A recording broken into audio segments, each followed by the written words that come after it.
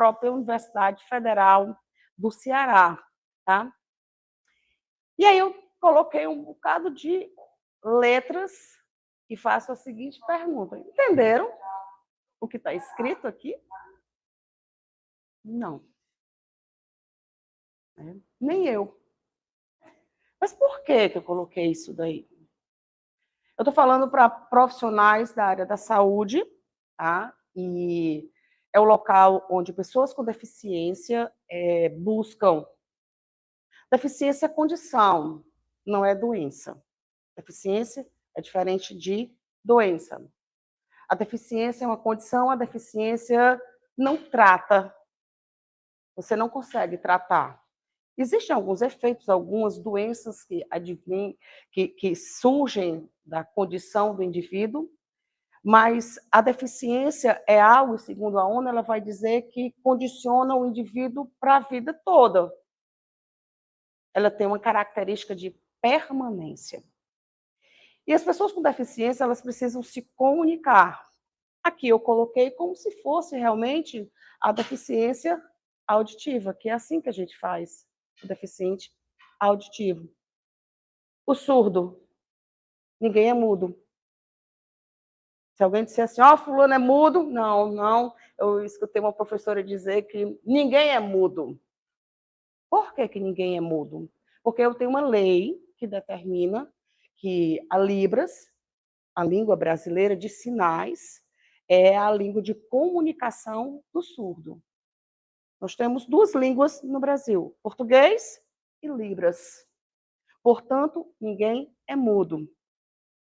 E aí a gente, às vezes, até tem o hábito de dizer, olha o mudinho. Não existe. Ele não é mudo, ele só é surdo.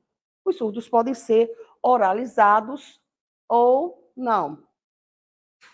Então, existem surdos que se comunicam, falam, têm uma oratória, mas porque foram educados a se comunicar por meio de palavras e se adaptaram àquilo sem ouvir absolutamente nada.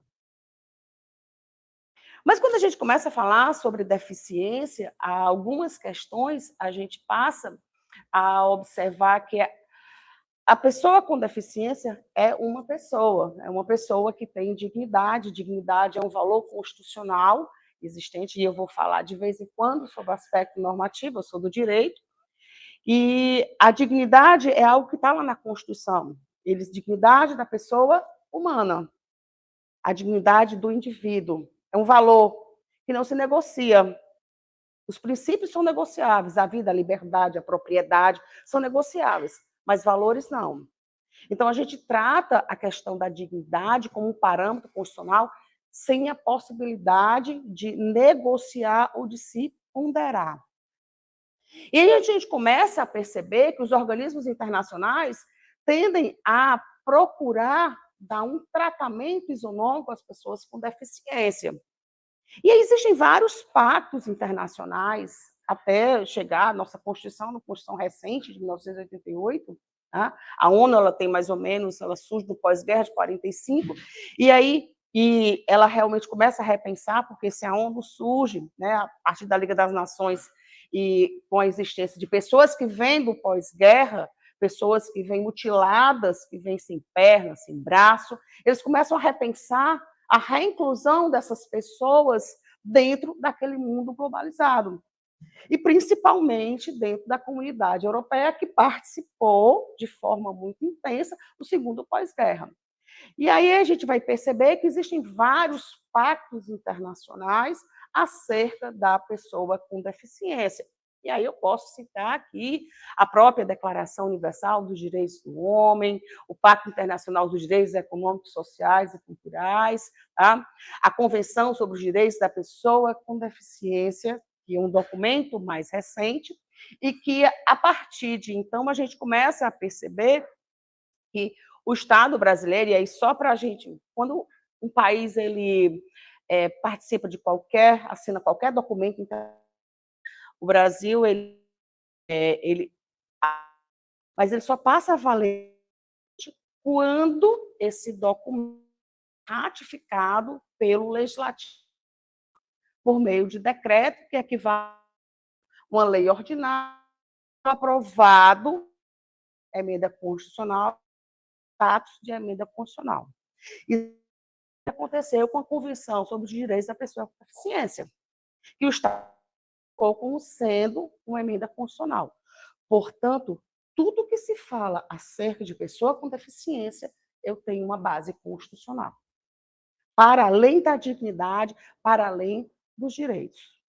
E aí a gente começa a falar na existência de uma legislação, e a legislação mais recente, mais atual, é exatamente o Estatuto da Pessoa com Deficiência.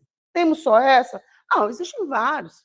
Recentemente saiu a legislação, por exemplo, que trata da cegueira monocular, né? Ou do ostomizado, a ostomia com permanência é considerado deficiência. Então, todos os parâmetros tenho aquilo ali para ser tratado, condição do indivíduo.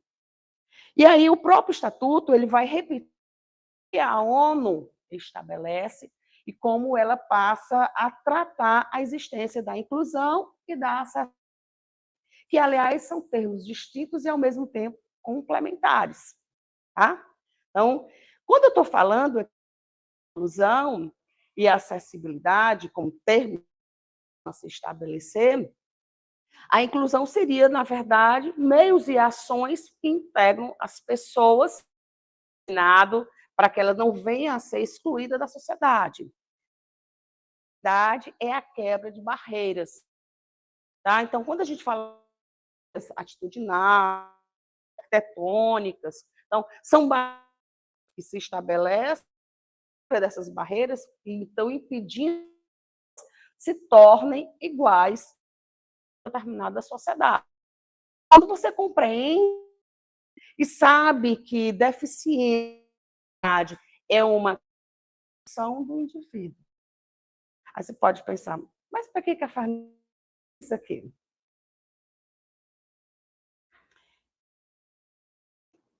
Enquanto estava diretora da acessibilidade, contato com um médico do município de Fortaleza, e que é o único médico daqui, o doutor Marcos, que sabe.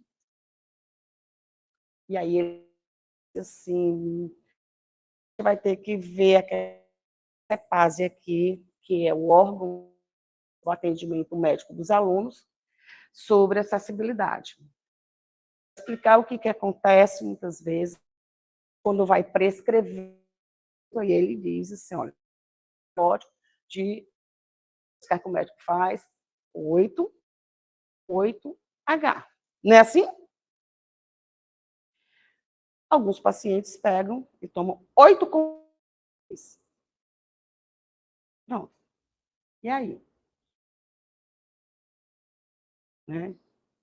Como é que eu vou tratar? E aí foi quando a gente, na verdade, anterior, vice-reitor, disse, não, a gente vai ter que, pelo menos, dar algumas instruções aos médicos com relação à acessibilidade. Explicar a ele. E como é que eu vou tratar a relação, a comunicação?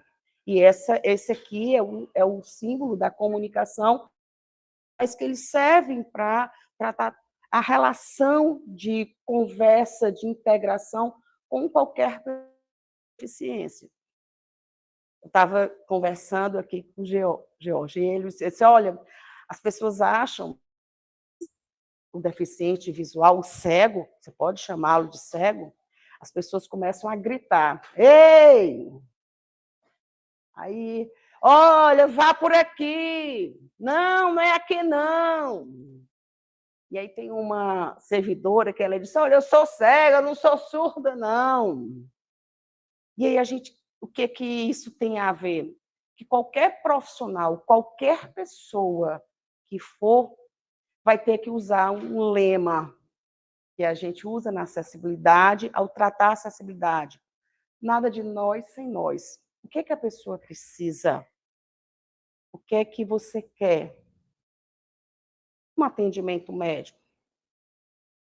Se eu não souber Libras, ela vai acompanhada de alguém, ou pelo menos a descrição. deficiente visual que chega lá, olha, bom dia, eu sou um médico. Sou uma pessoa de pele clara, uso óculos, estou com uma blusa vermelha, azul, e diz quem é você. Estou aqui na sua frente, o que está acontecendo? Um paciente espectro autista, muitas vezes eu tenho um tom de voz um pouco elevado. E aí pode ser que incomode quem tem TEA. E a primeira coisa que se deve dizer, eu sou o profissional tal, você precisa de algo que seja adaptável a você, porque já que eu estou tratando da deficiência como sendo uma condição do indivíduo, em que aí ele vai viver a vida toda dentro daquela condição. Ele vai levar aquilo dentro da sua vida. Não há nenhum tratamento, não há nenhuma mudança, tá? Não se trata, existem efeitos colaterais aí, situações que são tratáveis como doença, mas a deficiência, não. E tanto que quando se fala de deficiência, eu não tenho um conceito fechado, né? Por quê? Falar de deficiência é falar de diversidade. Nós somos diferentes aqui, todos nós. Meu polegar é diferente de vocês, os meus gostos, os meus desejos, as minhas vontades são completamente diferentes de vocês. E as pessoas com deficiência, elas também têm os seus condicionamentos subjetivos. E a gente nunca vai tratar uma pessoa com deficiência igual. Não há um padrão. Tem uma aluna, eu conto essa história lá na faculdade de Direito, o nome dela é Vanderlane. Eu disse, Vanderlane, você quer uma carona? Ela disse, a senhora vai me deixar, professora? Vou. Me diga aí. Eu saí da faculdade. Eu digo, olha, você vai me dizendo aonde é. Ela disse, nós nem chegamos no Zé Frota, professora. E ela, eu digo, vai me dizendo, a senhora não chegou nem no 23BC. Quando a senhora chegar, disse, pronto, a senhora passou do 23BC? Eu digo, passei. Ela disse, a senhora está já chegando no sinal do canal. Eu digo, é. Quando a senhora passar o sinal do canal, no primeiro quarteirão, a senhora vai ver um carro de... A senhora para o carro na frente do carro de cor cinza, que eu entro naquela vila que é a minha casa. E essa menina nunca deu problema na faculdade de Direito. Vai terminar a faculdade, a nenhum dos professores. E ela é totalmente desenrolada, literalmente desenrolada. Ela sabe o percurso temporal dentro de um carro ou dentro de um ônibus para ir para casa. Já eu tenho outros alunos, tem um outro aluno, eu não vou citar o nome, que ele reclama de tudo. Ah, o professor não fez a descrição dele, eu não sei o que, que ele quer, o professor não falou isso, não me respeitou sobre isso. Eu digo, por que, que eu não posso tratar igual? Porque as pessoas não são iguais. As pessoas são diferentes. Nós somos diferentes. E é tanto que a orientação que a gente dá para os professores é... Hoje nós temos os pictogramas lá, vou falar sobre eles. Quando eu abro a lista de chamada no CIGAR, então eu tenho um pictograma. Eu sei que eu tenho tantos alunos, ou com TEA, ou com deficiência física, ou deficiência visual, ou aquele sim. E eu digo, você precisa de alguma coisa? Quer que eu mude a minha forma? Todos os meus slides lá vão estar em PDF acessível, para que qualquer pessoa com deficiência visual que tenha um programa de ledor de tela consiga acessar. E aí a gente vai observar que nenhuma pessoa com deficiência é igual a outra, ainda que seja a mesma deficiência. Mas isso não tem problema, porque ainda que eu fale de uma mulher, não vou dizer a minha idade, mas que seja professora da universidade, que se vista como... São pessoas diferentes, eu sou diferente de pessoas lá da universidade, com as mesmas condições. E aí a gente vai observar que quando se trata de deficiência, tá? todas as políticas públicas, todas as estruturas, todas as normatizações, a forma de tratamento, a gente tem que estabelecer isso, tipo da isonomia. E a isonomia é tratar igualmente os iguais, desigualmente os desiguais, no limite de suas desigualdades, igualando situações desiguais por meio de planejamentos desiguais. Parece até uma contradição. O que é igualdade? E aí, se eu fosse falar sobre isonomia aqui com vocês, uma perspectiva posicional, a isonomia ela pode ser formal ou material.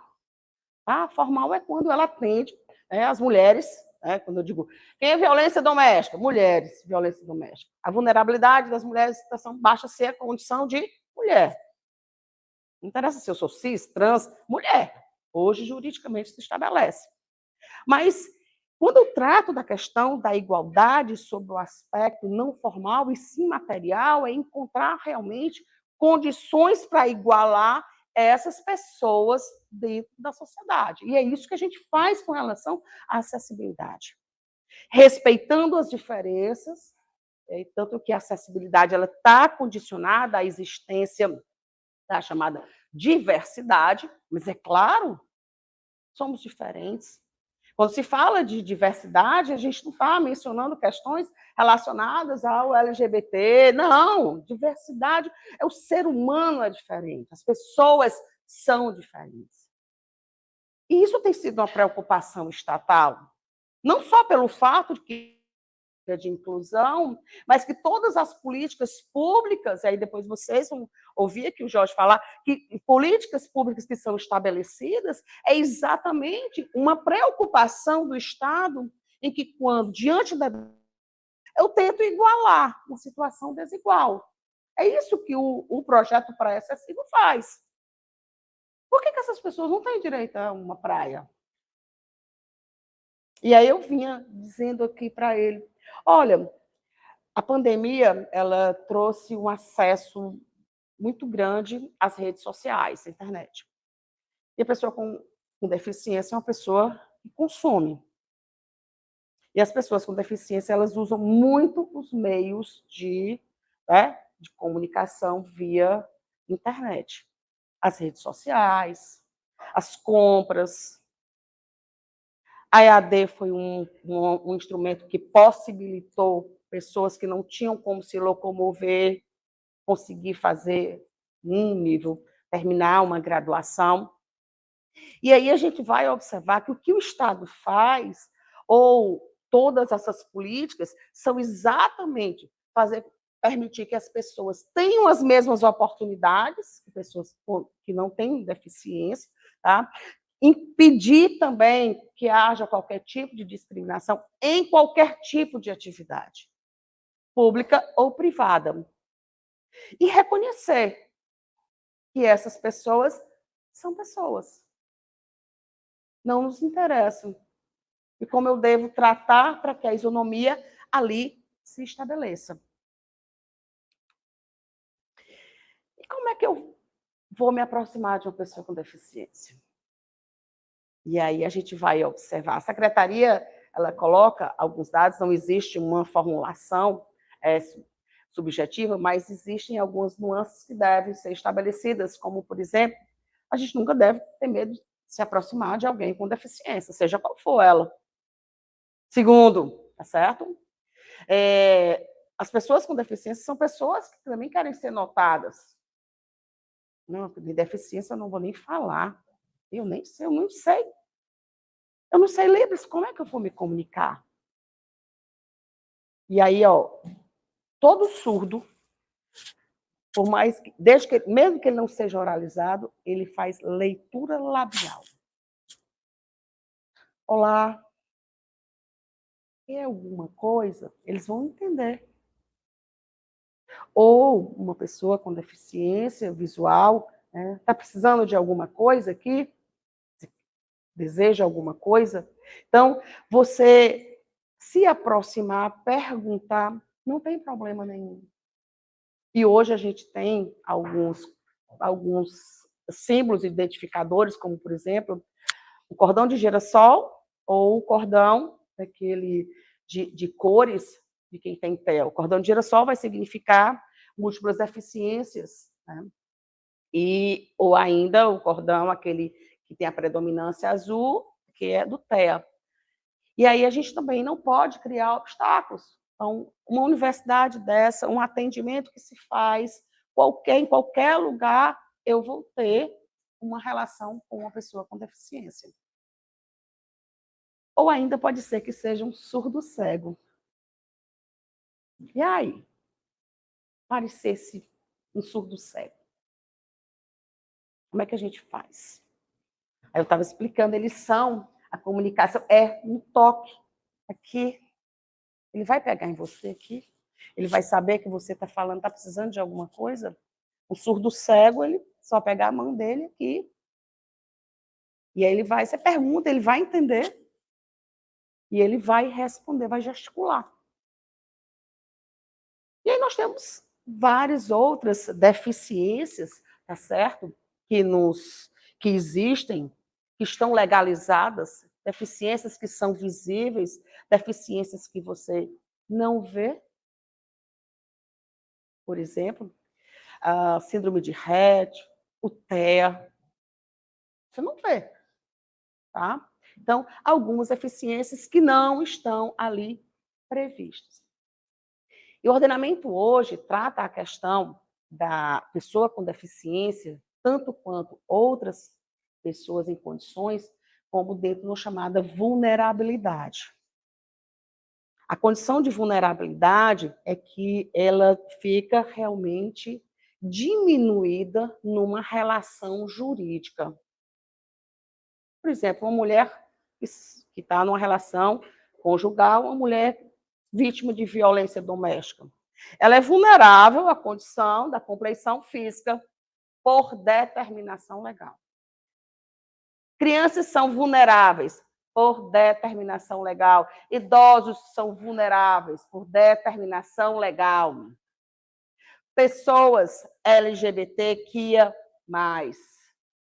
negros ou negros pardos, que são, né, negros pretos e negros pardos, que são as nomenclaturas utilizadas hoje pelo MEC. Tá? Então, são pessoas que têm uma vulnerabilidade normatizada e que faz com que todo o Estado, as relações ali estabelecidas, elas sejam de maiores cuidados. E é assim que a gente vai tratar as pessoas com deficiência, não no sentido de separar as pessoas, mas no sentido de incluir, e nem muito menos segregar, deixar uma sala, uma separação. Porque tratar igualmente as pessoas com deficiência é reconhecer que essas pessoas têm as mesmas condições e oportunidade dentro da sociedade. E aí a gente vai observar que, com relação às pessoas com deficiência no atendimento à saúde, tá?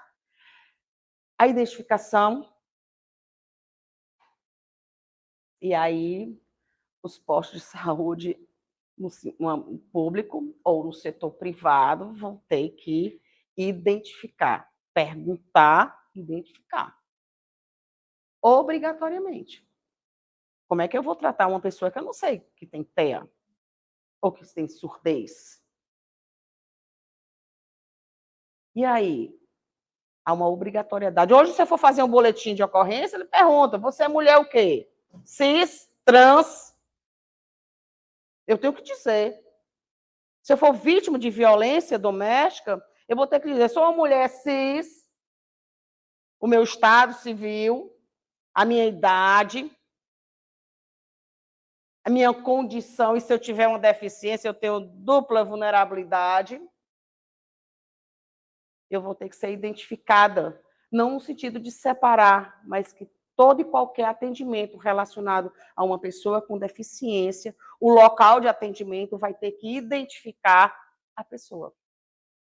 E otimizar a comunicação. Como é que eu vou falar com um surdo, como me comunicar com um surdo? A rede pública e a rede privada vai ter que criar. Hoje a gente tem aqueles bonequinhos, certo? Aqueles avatares Você pode baixar gratuitamente e deixar lá o aplicativo, pelo menos para a pessoa ler ou ter acesso àquilo ali.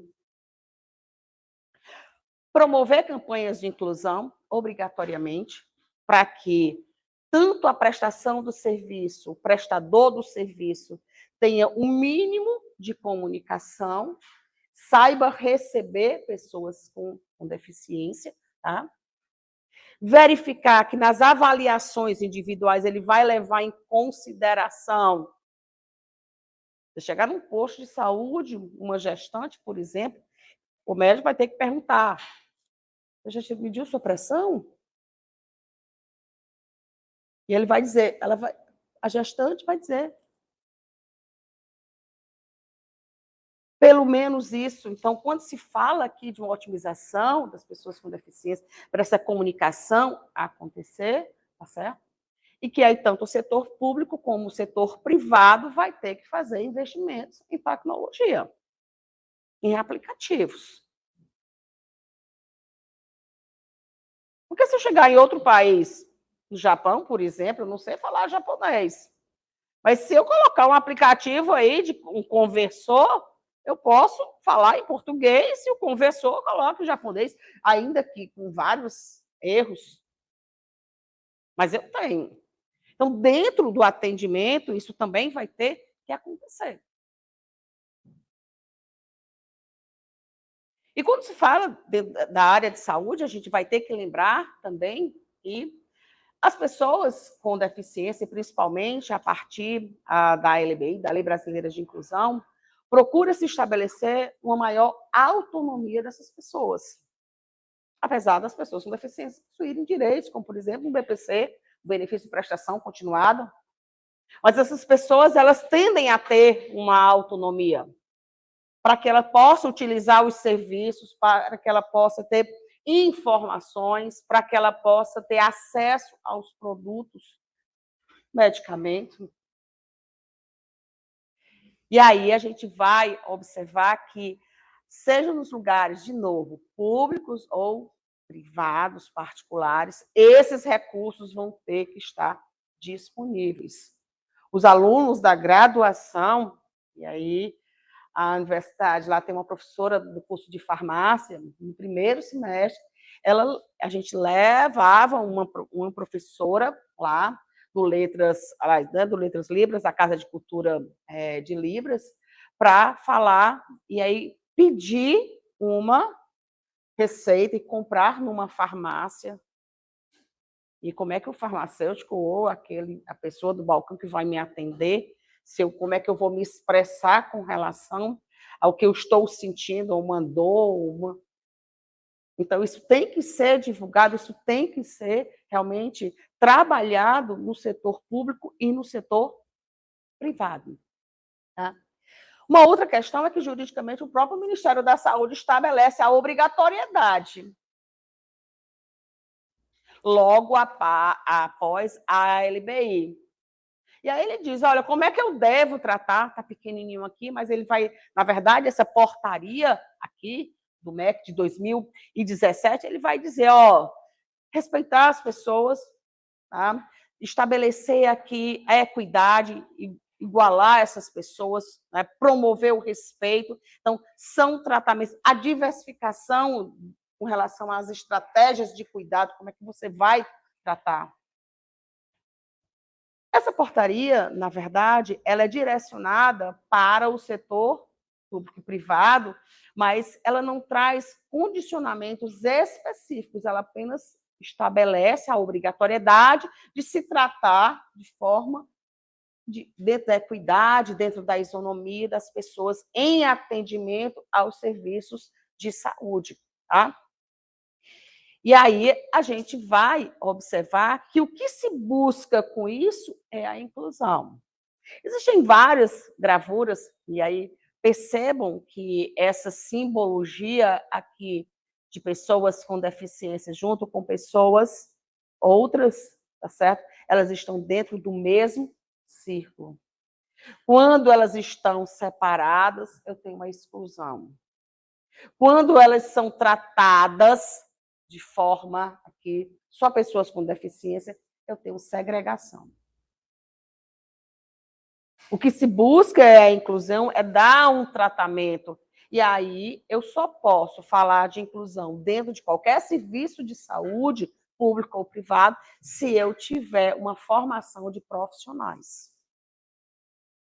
O profissional explicar, para evitar que uma pessoa surda não tome 8 comprimidos de uma vez só.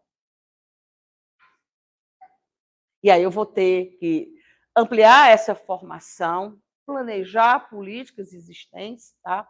Para estruturar essas novas, essas condições, porque nós temos, tá, quase 23% da população, isso aí é uma prospecção, levando em consideração o último censo do IBGE, de 2010, que é o de 2020, feito agora em 2021, 2022, ainda não saiu, mas acredita-se que as pessoas com deficiência é um quantitativo muito, mas muito maior do que 23% da população brasileira. E aí, em termos de UFC, a Universidade Federal ela tem uma secretaria de acessibilidade há 13 anos. Atualmente, a gente tem aproximadamente uns 1.200 alunos com deficiência, todos os tipos de deficiência.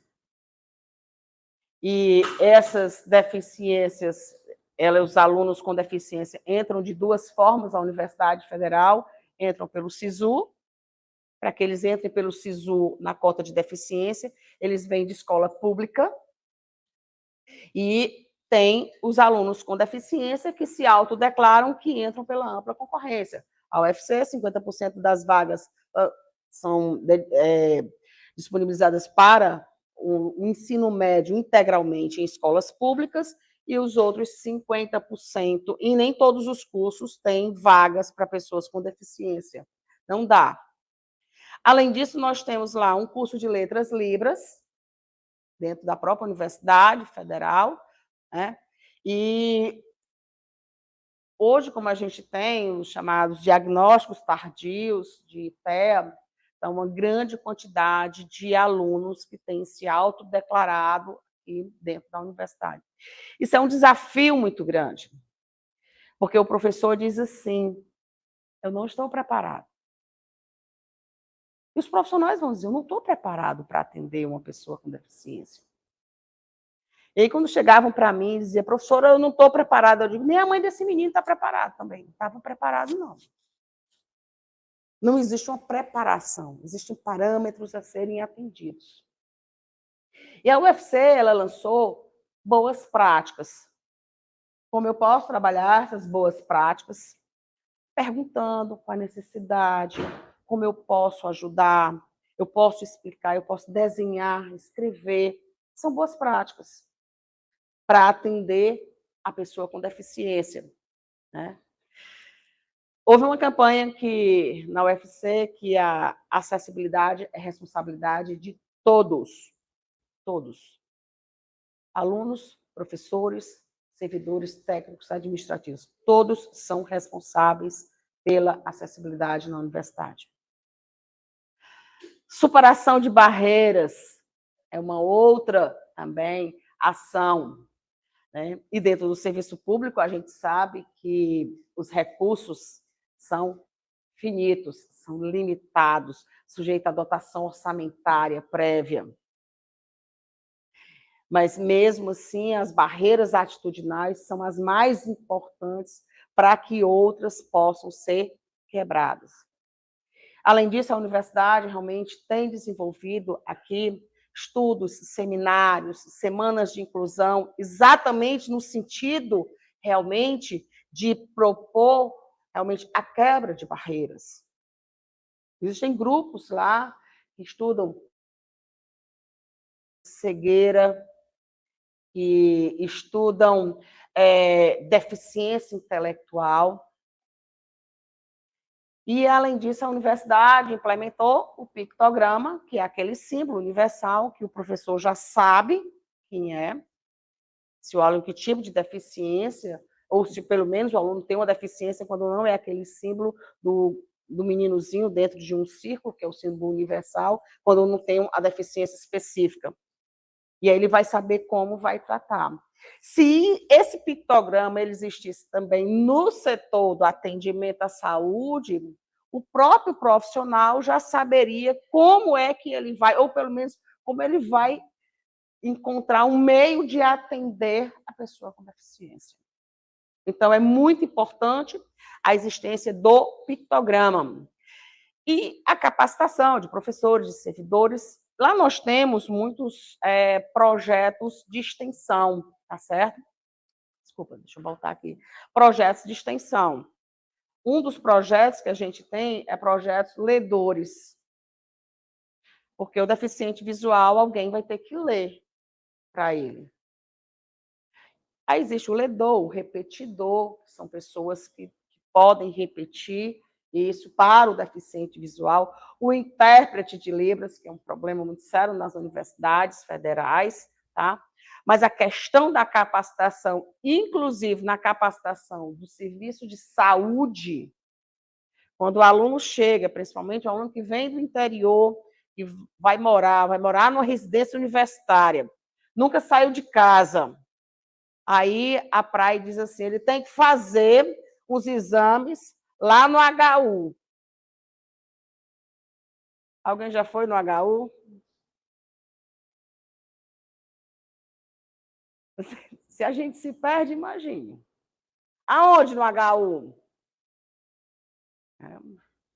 Então, lá é um lugar totalmente inacessível. Isso eu estou falando, não falando mal, mas falando com uma forma que a gente tem que repensar a questão da acessibilidade. Então, eu tenho que ver o aluno com deficiência, tá? Aqui, lá dentro do HU, então eu vou ter que levar alguém. Ou uma residência universitária, tá?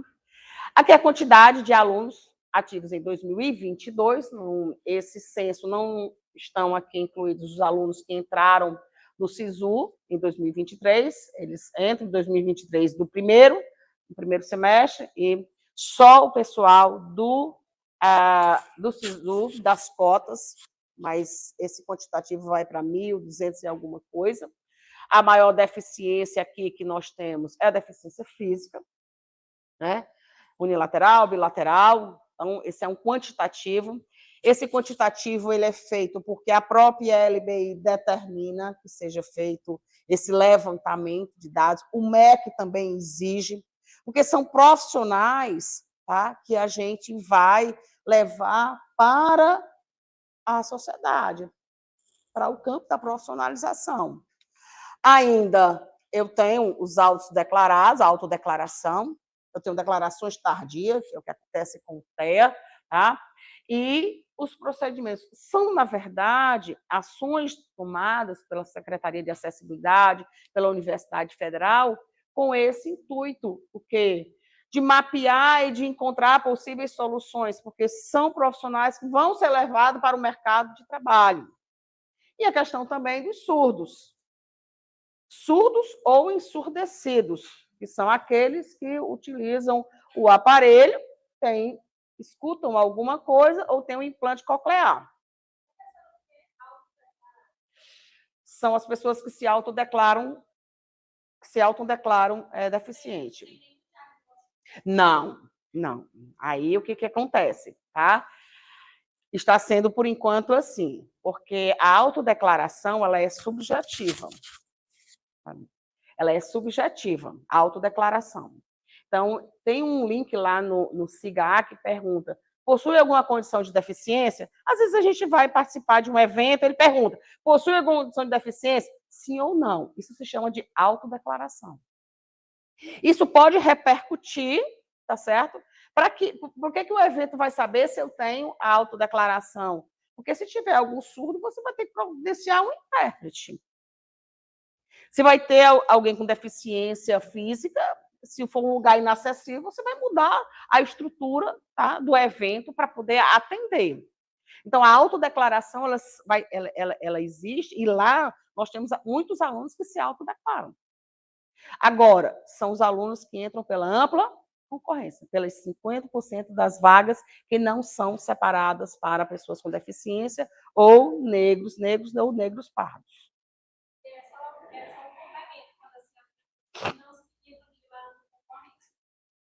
Eu tenho um aluno, ele é negro, ele é da idade do meu, 15 anos. Eles foram fazer a seleção para entrar no ensino médio e ele teve que ele não se aceita mesmo. Ele foi para ampla concorrência porque ele disse que eu não sou negro. Eu não sou negro, eu não vou pela cota. Mas no caso de pessoas com deficiência que não querem, lá só concorre quem vem de... Mesmo que eu era de escola pública e não no SISU pela de pessoa com deficiência. E aí nós temos, agora eles têm direitos. Quais os direitos? Extensão, certo? Alguns benefícios, alguns têm direito a intérprete de Libras. Porque eu posso ter um aluno e a pessoa surda escreve como uma pessoa alfabetizada. Já estou terminando aqui. Eu sei que eles...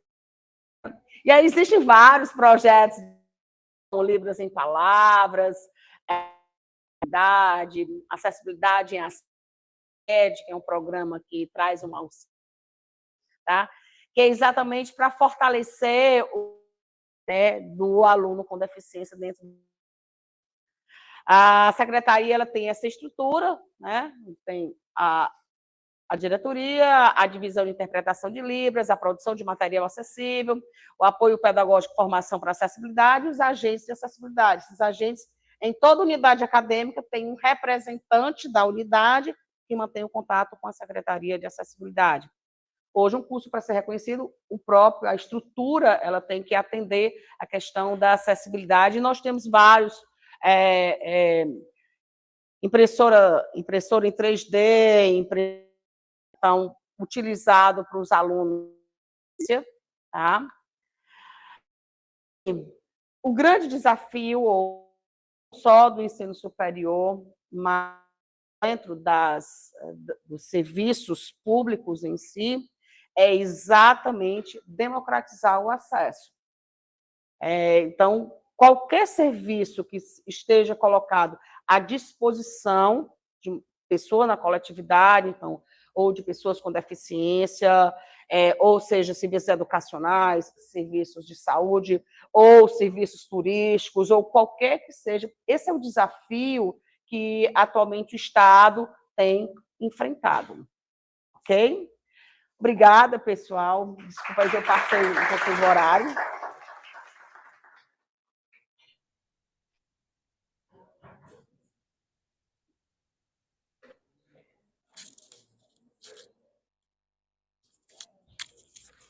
Agora, para dar continuidade à nossa mesa redonda, falamos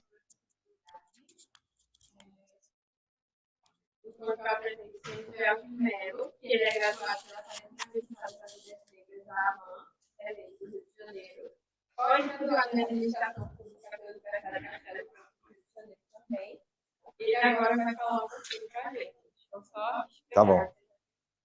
Tá bom, muito obrigado. Enquanto coloca a palestra, primeiro agradecer a oportunidade de estar aqui, não só por mim, mas também por mim, mas principalmente a oportunidade de apresentar um projeto, né, um projeto para acessível, ser mais específico, uma ação pública, né, decorrente de uma política pública, né, e o projeto para acessível, que é conduzido pela prefeitura, vou colocar mais detalhes daqui a pouco, né, é apaixonante, né? Então, é algo que a gente, quando tem contato, né, a gente passa a gente enxerga as coisas diferente, a gente vê diferente, né? E a gente passa a enxergar esse universo que envolve a acessibilidade, ou melhor, a inclusão, né? Então, incluir, né, a gente vê o quanto que é necessário a inclusão, o quanto que é necessário incluir. Né? A fala que me antecedeu, da professora Fernanda, né, uma brilhante palestra mostrando várias dimensões, né, a dimensão legal, a dimensão jurídica, né, e o dever do Estado, e mais do que o dever do Estado, o dever de todos, né, de lidar com a inclusão, de permitir que todos, sem exceção, tenham acesso a serviços, a entretenimento, né, a locomoção e a tudo que é comum, que seria para a gente, que não temos grandes problemas, né, que é até trivial. Né? Quando a gente fala de o PCD, o portador, a pessoa com deficiência, né? Então a gente enxerga, quem não navega nesses mares, a gente enxerga mais aquela pessoa que tem a cegueira, ou a audição, ou o cadeirante, né? Mas vai muito além disso, né? Então, muito provavelmente, todos nós aqui vamos ter necessidades especiais, né? Estava conversando com a professora Fernanda, né? E o censo do IBGE deve descortinar muita coisa, né? Muitos dados interessantes, né? Então, é notório que nosso país está, que a população brasileira está envelhecendo, né? E as dificuldades de locomoção, as dificuldades de acesso vão surgindo e vão se potencializando, né? Isso é um fenômeno não só no Brasil, mas como no mundo inteiro, né? E cada vez mais a inclusão, a existência de acessibilidade, ela se torna um imperativo, né? É o dever do Estado, mas é imperativo. Ok? Tá? Então, eu sou da prefeitura, da Secretaria do Turismo, né? Eu vou apresentar o projeto, como eu falei, é decorrente de uma política pública, existe toda uma política pública nacional, estadual e municipal dos vários municípios, né? Voltada à inclusão, então permitir que tem, né? A ação do Poder Judiciário tem sido fundamental a partir do momento que ele exige, né, que tanto o segmento público quanto o segmento privado, né, ele crie condições de acesso e não só se limite àquelas ações que é própria daquele segmento, mas que ele crie condições de acesso para todos, né?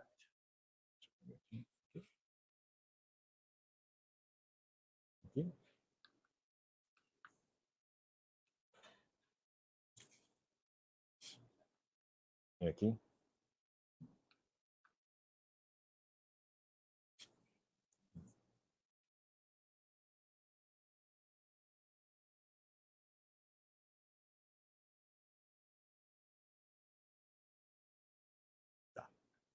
O projeto Para Acessível ele surgiu em 2016, em maio de 2016. Né? É uma parceria do governo do estado com a prefeitura. Né?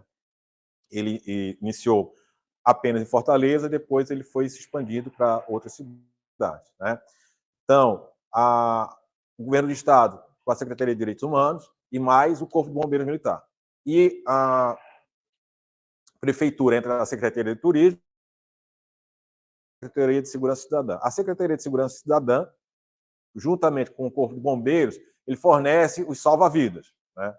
Então, é uma operação delicada, porque a gente vai estar tratando pessoas especiais, então a gente tem que ter muita segurança. Então, é fundamental para que ocorra essa atividade a presença de profissionais que estejam muito habilitados e sejam, né, que promovam a segurança na operação do projeto. Tá? Então, ele ocorre, né, em Fortaleza, ele ocorre em Caucaia, na Praia do Cumbuco, ele ocorre também na Prainha, Aquiraz, em Aracati, e está sendo aberto também em Camusim. Né?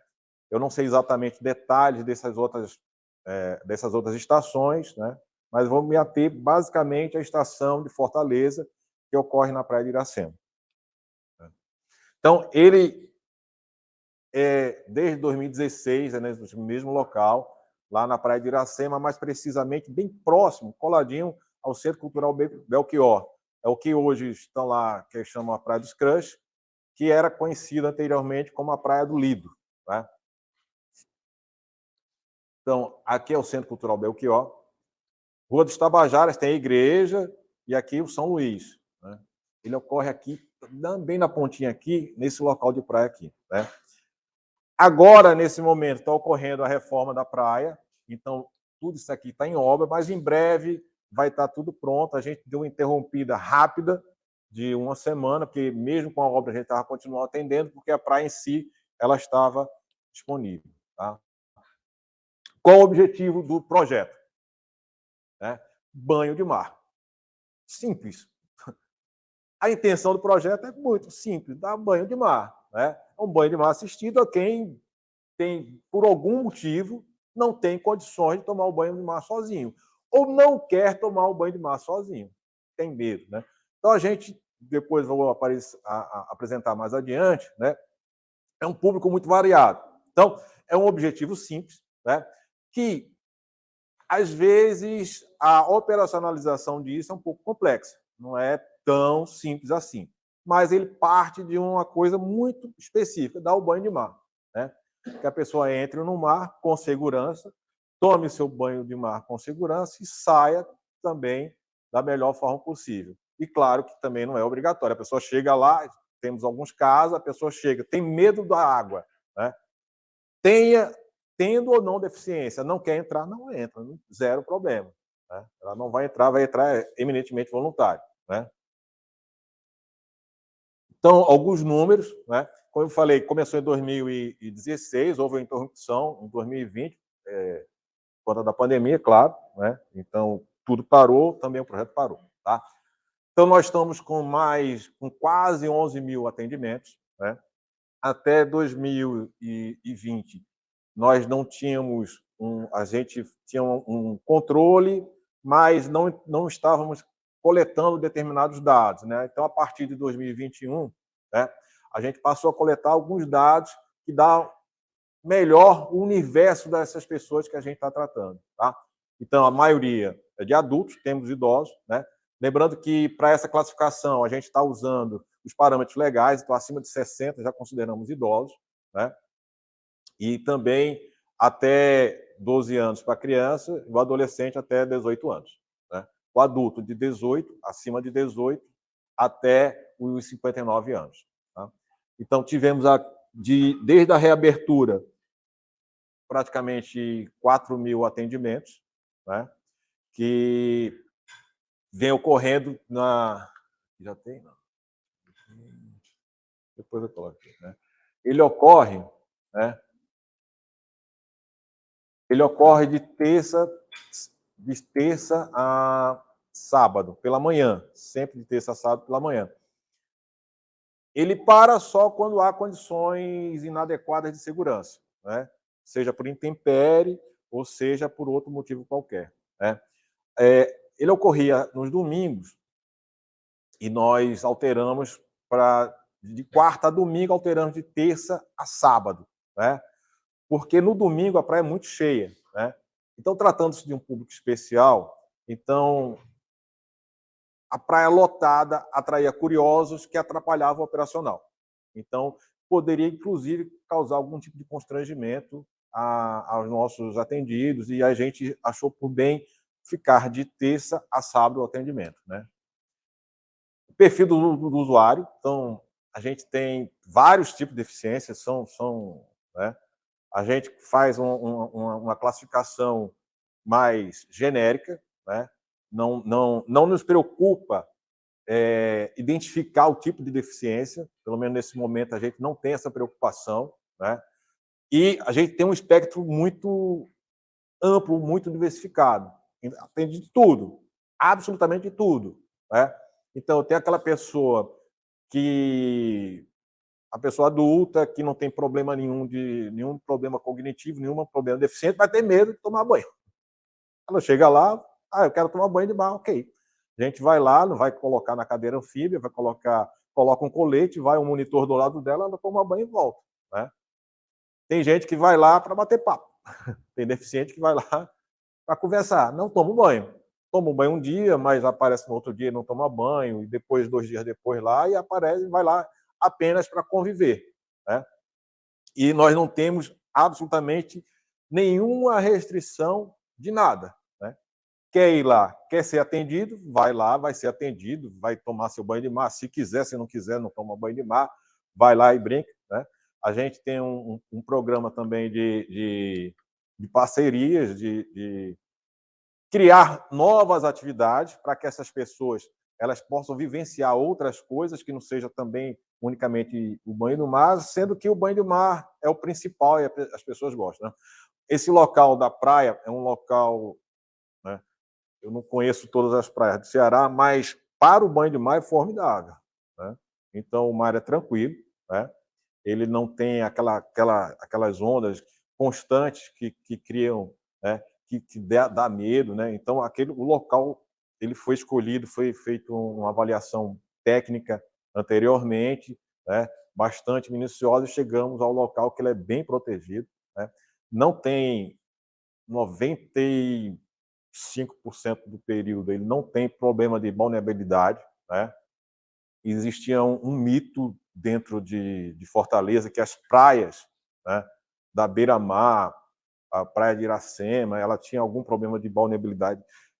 Tem, mas é ocasional, muito ocasional. Em geral, quando no início do período chuvoso, que as águas pluviais, né, existe alguma contaminação na rede para coletar água pluvial que leva ao mar, que é levado ao mar, né? E cria uma sujeira momentânea, mas na maioria do tempo não tem problema, né? E isso é feito o governo do estado ele faz o monitoramento e a gente acompanha esse monitoramento. Só tem o banho assistido quando ele está liberado, né? Então a gente procura diversificar e não só colocar. Então existe um projeto do Bike Sem Barreiras, que é conduzido pela Autarquia Municipal do Trânsito, a AMC, né, que é com bicicletas adaptadas para poder ser um plus, ser uma atividade a mais, né? Fizemos parcerias com a Federação de Vela, nós fizemos parcerias com o projeto Remar, que esse projeto Remar ele leva passeio de canoa para deficiente. O projeto Remar ele pega as canoas do pessoal que está colocando canoa havaiana e caiaque, outros tipos de canoagem. Eles vão até a base lá, até a estação na Praia de Iracema, e a gente coloca quem quiser ir, dar um passeio, dar uma velejada, né? Ou remar um pouco. Fizemos recentemente com o Instituto dos Cegos, então, e coloca todo mundo para remar, né?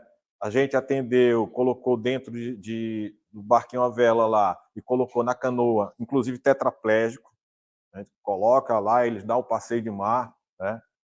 Dependendo do tipo de deficiência, pode mergulhar no mar lá dentro, então aprofunda, vai mais um pouquinho para o fundo e vai lá e vai no mar, e tudo com segurança, acompanhado pelos salva-vidas, nossos salva-vidas da Guarda Municipal, do Corpo de Bombeiros, a equipe técnica também de cada um do projeto, a equipe técnica do projeto Remar, a equipe técnica da Vela também, para proporcionar uma atividade diferenciada para aqueles que quase nunca têm, né? Uma fala ainda, aproveitando um pouco da fala da professora Fernanda, né? Ela falando da preocupação de todos, né? Então, a gente buscou, né, e busca constantemente fazer algo um pouco diferente. Então, essas pessoas, né, a grande maioria dessas pessoas que são atendidas, né, elas têm elas são excluídas, né?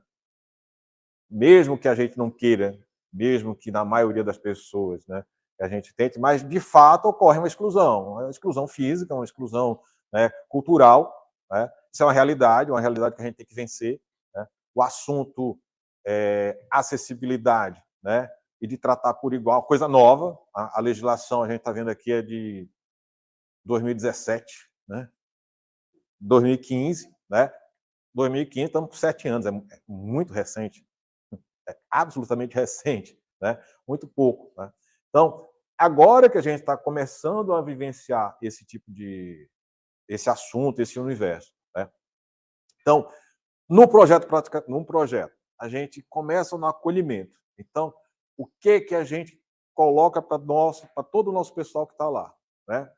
Receber bem, mas receber normalmente, né? Não tratá-lo diferente. Sim, a noção própria de que ele tem uma necessidade, que ele pode ele não tem a mobilidade dos membros inferiores, ou ele não tem mobilidade dos membros superiores, ou ele tem, ou ele é do espectro autista, ou ele tem síndrome de Down, ou seja lá qual for, ou é um idoso mesmo, né, que tem dificuldade com locomoção. Mas procurar ser o mais normal possível, recebê-lo de forma igualitária, né, como se eu estivesse recebendo qualquer pessoa. Né? Que isso é fundamental, né? A gente identificou que isso é fundamental para a empatia e para que ele se sentisse bem naquele ambiente. Né? Dar atenção. Né? Muitas vezes, e a gente tem vários casos, então tem vários casos de usuários que são tetraplégicos, que têm paralisia cerebral, né? Que praticamente não tem comunicação, mas a gente dá atenção, procura dar o máximo de atenção para cada um, independente do problema, independente do seu caso, independente da sua condição, né? E isso, quando a gente vai acolher, quando a gente vai dar atenção, tá? A gente tem que se desprover de nossos preconceitos, que isso é normal. Ao ver algo diferente, é normal que a gente tenha um sentimento preconceituoso, né? Isso é cultural e a gente tem que trabalhar isso e tem que vencer. Aos poucos vai vencendo, aos poucos vai melhorando. Tá? Descrição, muitas vezes, essas pessoas elas têm um comportamento adverso, né? Elas têm, vamos lá, tá babando né? Ou grita, a gente tem algumas coisas. Né? Então tem que ter descrição no trato com essas pessoas, porque isso aí, para eles, às vezes, causa constrangimento. Então, ao ser discreto e tratar normalmente, está muito ligado ao tratar normalmente, né? Eu estou trazendo essa pessoa para a gente. Eu estou colocando-a de modo igualitário. Né? E o cuidado individualizado, porque o cuidado individualizado é que cada caso é um caso. Né? Também foi uma fala anterior da professora, que aparentemente, mesmo aqueles que têm a mesma deficiência, se nós todos que não somos diferentes, eles também são diferentes. Então, cada caso é um caso, cada um tem que ter um tratamento diferenciado, né? E individualizado para aquele caso. Cuidado tem que ser dado para que a gente não tenha problema. Né? Nós estamos com 5 anos, 6 anos que teve interrupção, 5 anos do projeto funcionando, nós não tivemos absolutamente nenhum incidente, né? Nenhum caso que atentatório à segurança, que tivesse algum problema. Né? Muito pelo contrário. Nós tivemos lá casos, incidentes com outras pessoas, que teve que, inclusive, o pessoal de salvamento interromper um projeto ou dar uma segurada no projeto para fazer atendimento de outras pessoas. Né? Quando eu fui convidado aqui para a palestra, para mostrar um pouco, né, eu disse, poxa, bacana, vou mostrar um pouco do projeto, né? Eu vejo aqui mais como eu estar recebendo, né, tendo a oportunidade de apresentar um pouquinho o que é o projeto, que é o Pra Acessível, né, do que propriamente colocar, né, para vocês. E eu fiquei matutando, eu fiquei pensando, poxa, a gente inova ou não inova, né? Que é inovação na saúde, né? Aí eu disse, poxa, acredito que sim. E uma fala anterior, antes das nossas palestras aqui, da inclusão, né? Que era da psiconeurociência, eu acho que ele estava falando. Né? Ele estava falando de um cientista que descobriu, né, as repercussões fisiológicas, né, dos sentimentos. Né? Então, medo, então isso aí a gente sabe disso, né? Mas isso foi comprovado. A gente tem isso, que questões fisiológicas, né, elas refletem, né, questões da percepção diante de algum fato. Né? Então, o psicológico influindo no fisiológico, Isso aí está bem claro, né?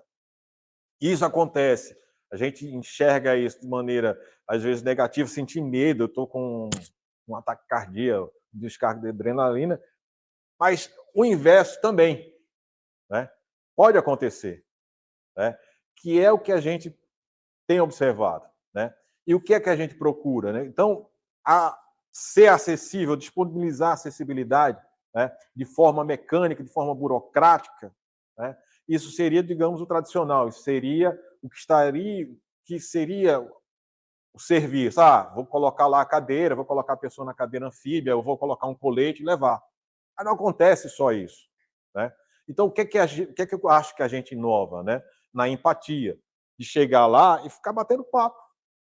Vai dentro d'água lá, os nossos profissionais que estão lá, ficam batendo papo, né? Outro dia, houve um atendimento que até eu chamei a atenção do pessoal, atenção no bom sentido, né? A equipe estava lá atendendo a pessoa, a gente tem um atendimento padronizado de 20 minutos para possibilitar que haja o rodízio. Eles ficaram 40 minutos lá, 35 minutos. Aí o outro lá falou assim, passou do horário, o outro está esperando, né? Mas o que aconteceu, né? De fato, eles lá, eles estavam bem, né? A equipe, junto com o usuário, dentro d'água, estava batendo papo, estava lá, relaxados, né? E isso traz uma positividade, né? Em que pese essa questão desse problema pontual de ter passado do tempo, né? Mas aquele momento foi um momento de relaxamento daquela pessoa que estava lá, não só para ele, para a equipe, que é um caminho de duas vias, não é uma coisa exclusiva do nosso usuário, né? Aí, nessa fala, é as oportunidades, né? Então, aí fica o convite, a deixa, né? O trazer, eu tenho relatos dos profissionais, alguns médicos que acompanham determinadas pessoas lá, familiares que acompanham, né? Do quanto que é benéfico o banho de mar para algumas pessoas, né? Isso aí é observação direta. Eu não tenho isso parametrizado, eu não tenho isso escrito, eu não tenho isso estudado, né? Mas pode ser uma grande oportunidade, né? Para poder ter uma nova forma de tratamento, uma ação terapêutica, né? Eu não lembro exatamente, mas acredito que uns 15 anos atrás descobriu-se que, por um acaso, descobriu-se que a ecoterapia, né, o passeio a cavalo, era terapêutico para determinados grupos de pessoas, né? Para crianças principalmente, né? Que ajudava na terapia, né? Diante da observação direta que a gente tem lá, esse banho de mar que ocorre, ele tem sim, né, algum retorno terapêutico positivo, né? Não só do lado psicológico, do lado emocional, como também do lado fisiológico. Isso não está estudado, não está dimensionado, né? Mas o que a gente, inclusive pelo retorno que está tendo das pessoas, né? Existem grupos que procuram voltar, ser atendido novamente e atendido novamente, porque tem trazido benefícios para determinados tipos de tratamento, né? Então fica, né, fica a possibilidade, ficaríamos muito felizes, né, se a gente tivesse oportunidade de trabalhar alguma coisa de modo científico para tentar um ajudar o outro. Fazer a união de secretaria, Sim, total. Total.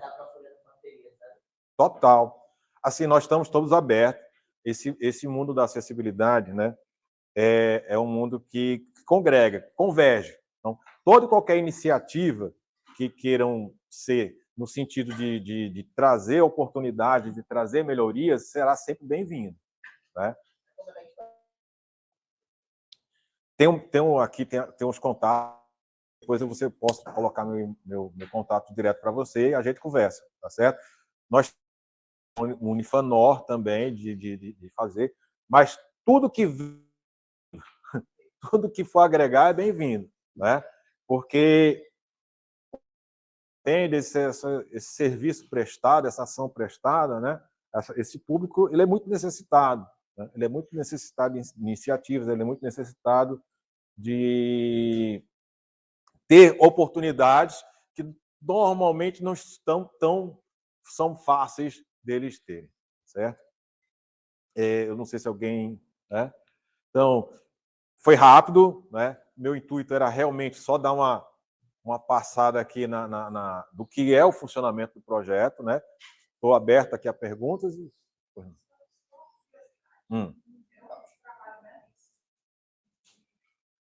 Gratificante.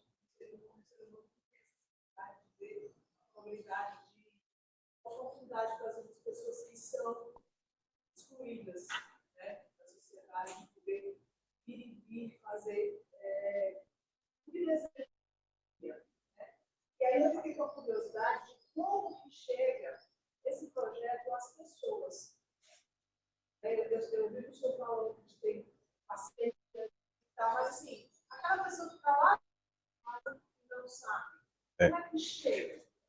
Existe alguma forma que você divulgue ou tente procurar captar essas pessoas que não conseguem, né, que desejam muitas das vezes viver um momento desse? Sim, frequentemente a gente chama a imprensa, né, para eventos, a gente procura, né?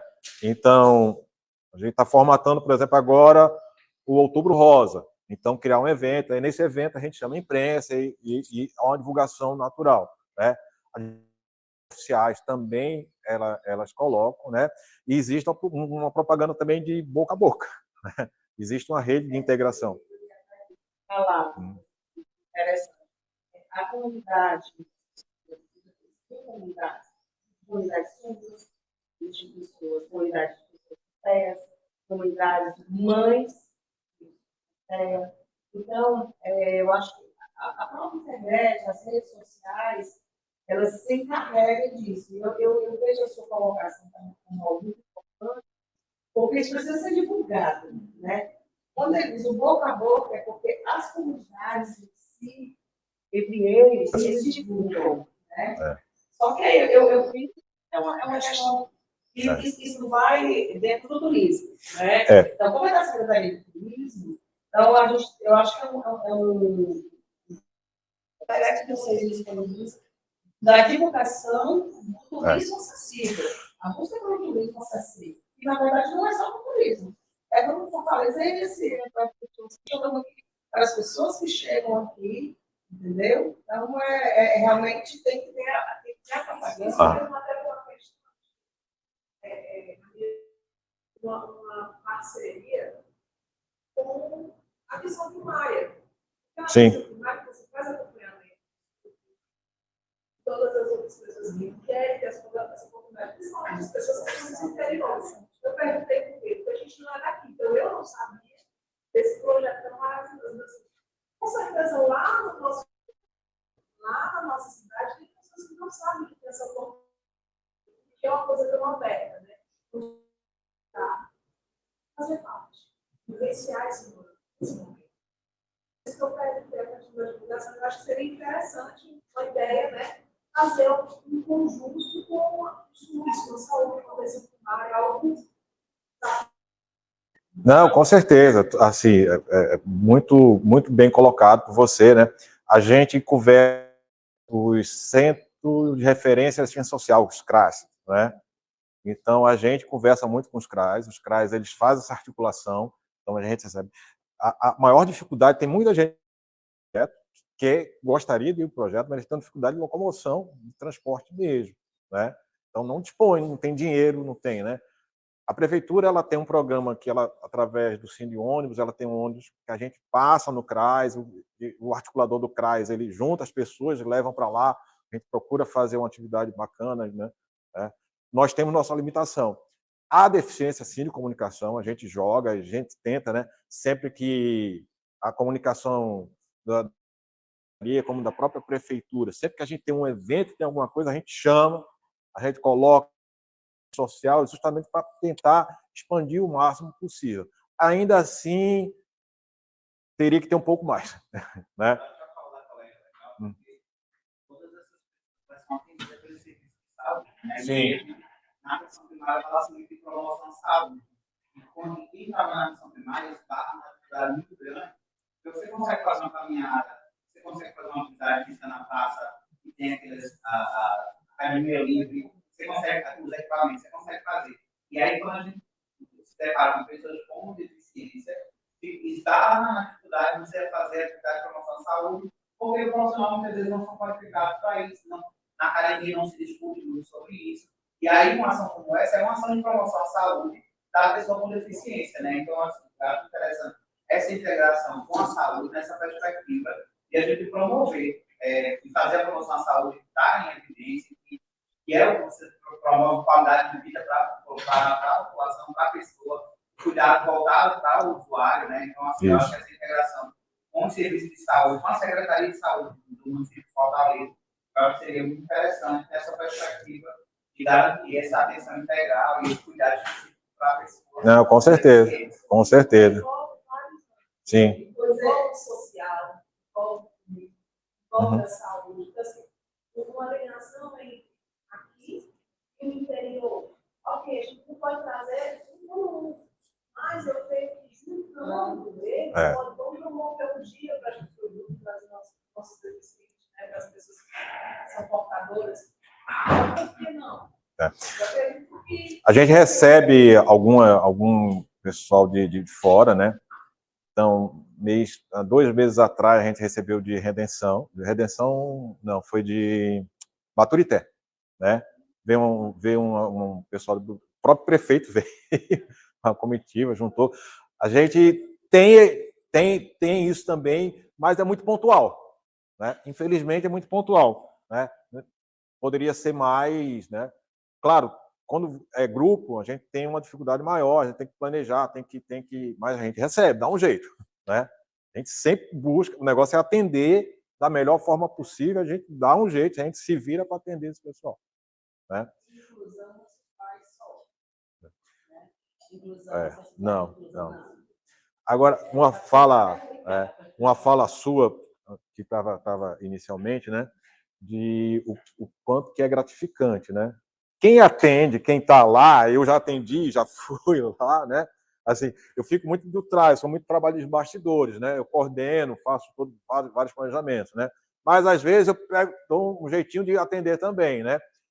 É muito bacana. Você sai renovado, né? Então, quando entra uma pessoa, né, que dá um sorriso, você percebe a aura, até de um paciente ali que tem paralisia cerebral, você percebe a diferença. É impressionante. Quando você sai com gratificação. Acho que passei demais, né? Gente, muito obrigado. Eu trouxe um panfletozinho aqui, eu vou depois passar, né? Que aí que aí serve de divulgação, né? A gente atende por agendamento, né? Até porque quando a gente planeja o atendimento é melhor, mais fácil, né? Não tem espera e há uma limitação, né? Então a gente sempre busca um agendamento, tá? Mas muito obrigado mesmo, né? E eu fico à disposição de todos, né? Espero que a gente desse encontro seja frutífero para ações conjuntas. Muito obrigado, gente.